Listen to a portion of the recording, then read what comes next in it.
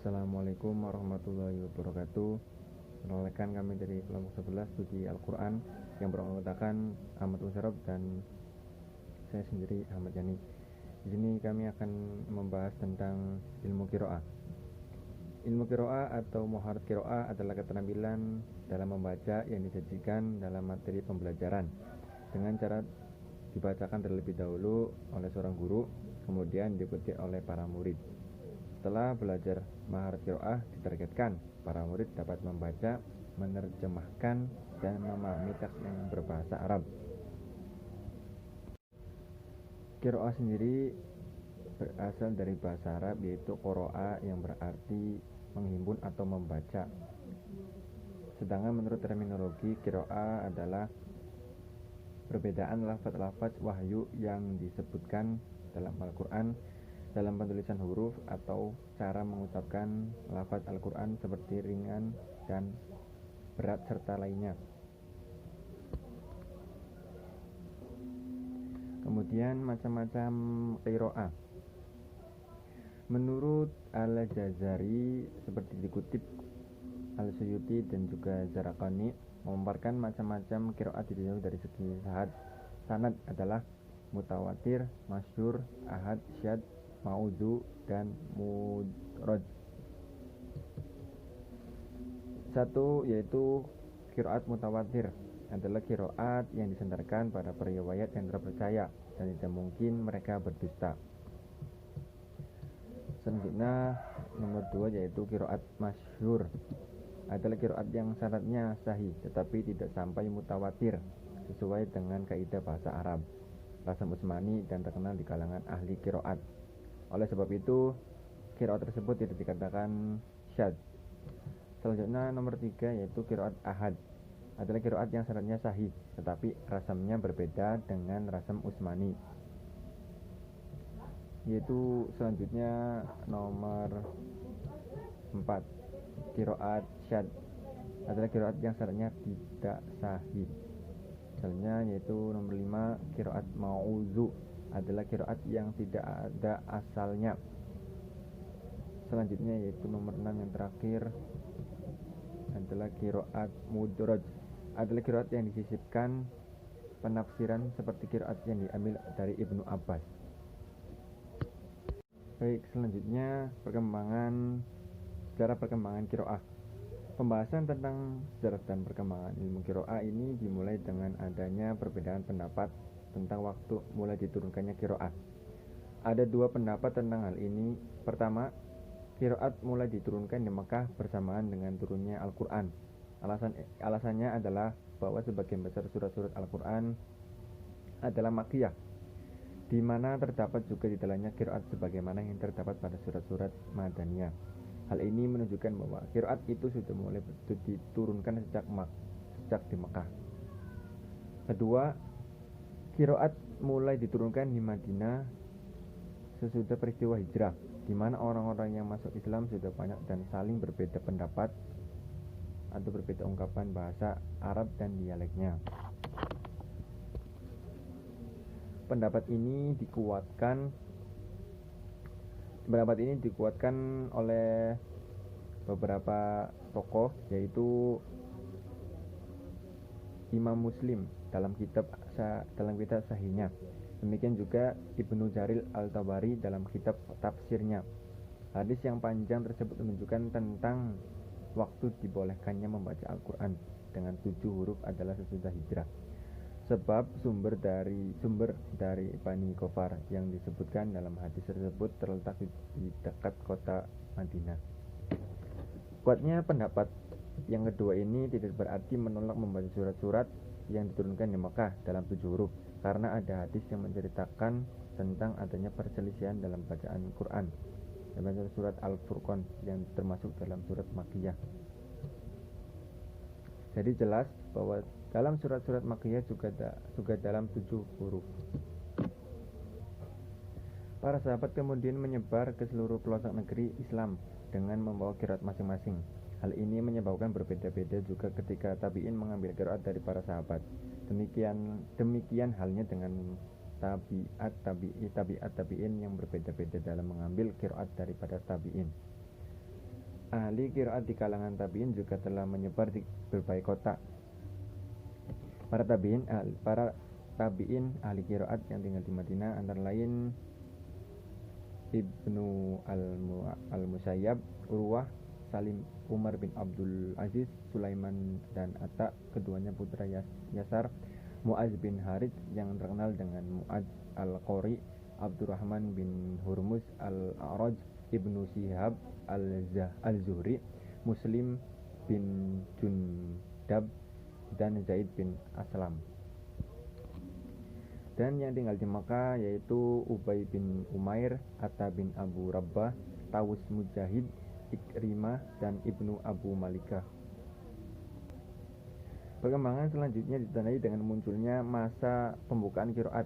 Para ahli sejarah menyebutkan bahwa orang yang pertama kali menuliskan qiraat adalah Imam Abu Ubaid al-Qasim bin Salam yang wafat pada tahun 224 Hijriah. Ia menulis kitab yang diberi nama Al-Qiraat yang menghimpun qiraat dari 25 orang perawi. Pendapat lain menyatakan bahwa orang yang pertama kali menuliskan ilmu qiraat adalah Husain bin Utsman bin Sabit al-Baghdadi al-Daril yang wafat pada tahun 378 Hijriah. Dengan demikian, mulai saat itu qiraat menjadi ilmu tersendiri dalam ulum Al-Quran. Kemudian setelah peristiwa itu, banyak para tokoh-tokoh perawi yang mulai membukukan atau membuat kitab-kitab yang berhubungan atau tentang qiraat. Kitab-kitab itu tersebar di berbagai daerah Islam dan berbagai perawi yang berbeda. Mungkin itu saja yang bisa saya sampaikan. Selanjutnya akan dibacakan, akan dijelaskan oleh rekan saya yaitu Ahmad Nusrab. Sekian dari saya, kurang lebihnya mohon maaf. Wassalamualaikum warahmatullahi wabarakatuh. Assalamualaikum warahmatullahi wabarakatuh. Perkenalkan, nama saya Ahmad Musyaraf dari kelompok 11 studi Al-Quran yang membahas tentang ilmu qiraah Al-Quran. Saya akan menjelaskan bagian tentang yaitu kriteria qiraah yang ditolak atau tidak. Kriteria qiraah yang ditolak itu kefasihan dari dalam membaca Al-Quran. Itu yang pertama. Yang kedua, tentang pembacaan Al-Quran yang perbedaannya sedikit. Contohnya dalam surat Al-Fatihah, Syiratal ladzina an'amta 'alaihim ghairil maghdubi 'alaihim waladdallin. Tiga itu kan lafadznya lafadz shad. Jika diganti menjadi sin, itu sirotol itu tidak apa-apa. Itu masih diperbolehkan, itu menurut Rasm Usmani. Dan contoh pada surat Al-Fatihah yaitu Maliki Yaumiddin, yang sebenarnya ma itu panjang, apabila dibacanya itu pendek itu tidak apa-apa, tidak akan mengubah arti menurut Rasm Usmani, seperti itu. Jadi Maliki Yaumiddin, kemudian Anda membacanya Maliki Yaumiddin, itu insya Allah tidak apa-apa menurut Rasm Usmani. Berikut yang tadi saya jelaskan itu merupakan syarat diterimanya sebuah qiraat. Dan yang kedua yaitu diterima atau ditolaknya menurut Maki Jarkani, yaitu sebagai berikut. Qiraat yang dapat diterima yaitu ada beberapa. Yang pertama yaitu qiraat yang sesuai dengan bahasa Arab atau kaidah-kaidah yang diharuskan dalam membaca Al-Quran dalam qiraah ini. Dan yang kedua yaitu kaidah bahasa tetap sama dengan yang kita bacakan, itu sama dengan kaidah bahasa Arab dengan Rasm Usmani atau Rasm yang lain.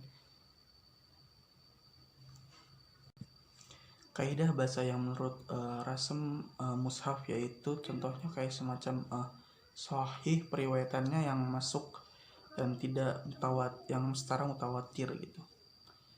Yang ketiga yaitu adalah qiraat yang diriwayatkan oleh perawi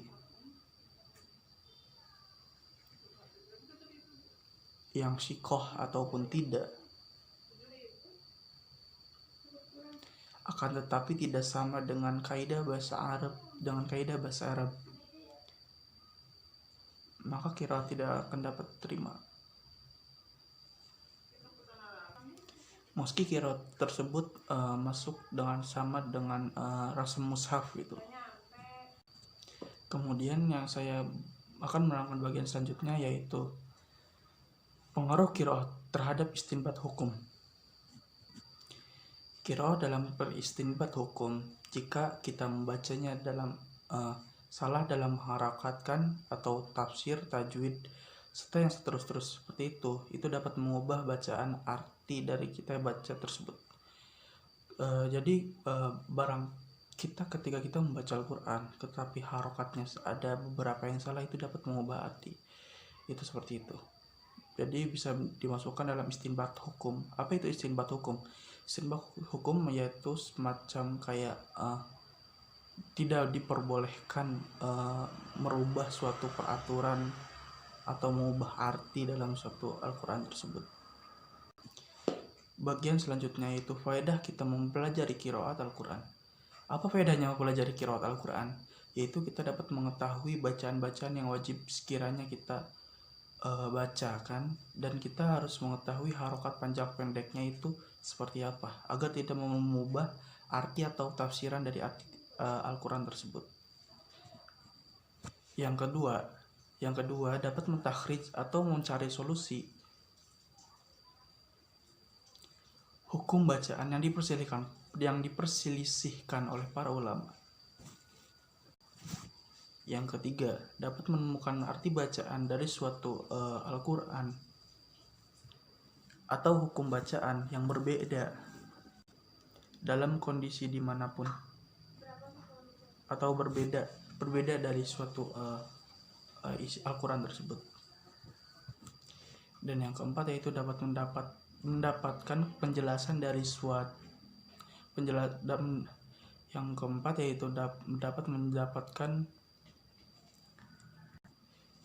yang terakhir yaitu mendapatkan penjelasan dari suatu bacaan yang kita baca, mendapatkan suatu arti atau tafsiran sesuatu yang kita baca itu, yang kadang maknanya itu dapat kita pahami.